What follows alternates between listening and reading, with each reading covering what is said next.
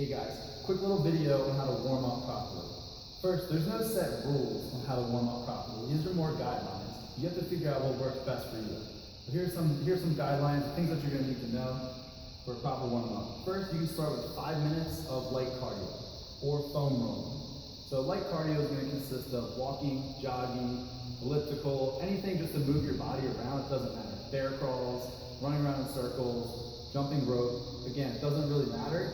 The goal of this first 5 minutes is just to increase the body temperature, get your blood flowing, get the joints moving, and you're going to be able to use them a lot better once they're heated up a little bit.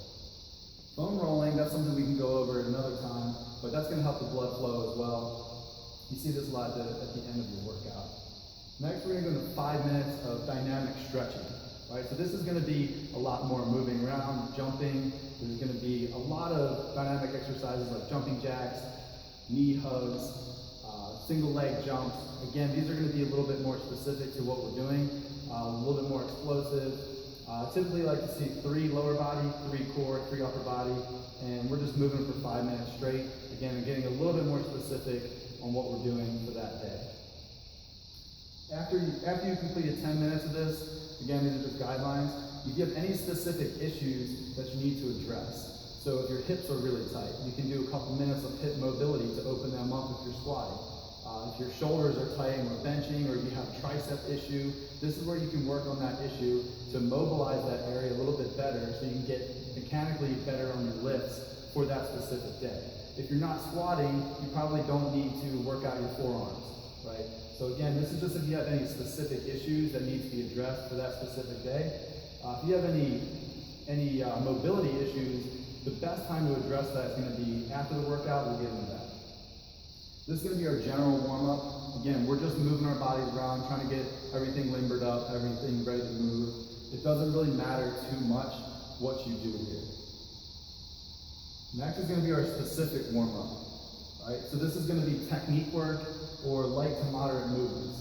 So if you're doing back squats that day, you're going to do back squats. You can work on your technique, you can sit into it with a barbell, roll your ankles around a little bit, hang out down there. There's lots of different things that you can do. But if we're back squatting, this is the specific warm-up. We're going to work on back squats or something very specific to back squats. And this is going to include your first couple sets as well, the first couple warm-up sets. If we're doing more advanced movements, snatches or clean and jerks or something like that, again, this is where you want to get a few minutes in of making sure that your body is moving and getting in the right positions at the right time. And that's going to be best with either a PVC pipe, an empty barbell, just lightweight movements.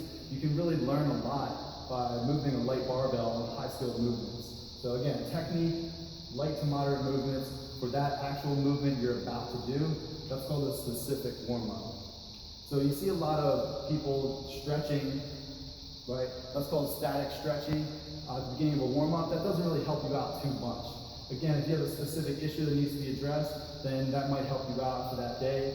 Having better mobility and better mechanics is going to trump the loss of power that you're going to get from the static stretching, and definitely going to keep you overall a lot safer. But if you're trying to increase your mobility, if your hamstrings are just tight all the time, the best time to stretch is going to be after your workout. And that's going to be the most important time, because that's when you're the most warm and you can really get deeper and deeper and deeper into those stretches, and that's what we're trying to get. So if you can only stretch and go down to your knees because your hamstrings are so tight, well, at the end of the workout, without even stretching at all, you might be able to go down to your shins, and then you can push it to the middle part of your shin or to the lower part of your shin or even to your toes, and you're going to get a lot more benefit out of that. That's going to last you a lot longer if you do that post-workout. And this should be the sequence every single day. You don't need to take too long. Again, a lot of people dilly-dally and turn this into 15, 20 minutes. It's just too much. Again, these are guidelines. You have to find what works specifically for you. And there's going to be different sports that require a much longer warm-up. There's going to be certain sports that require a much shorter warm-up. So again, these are guidelines for a proper warm-up.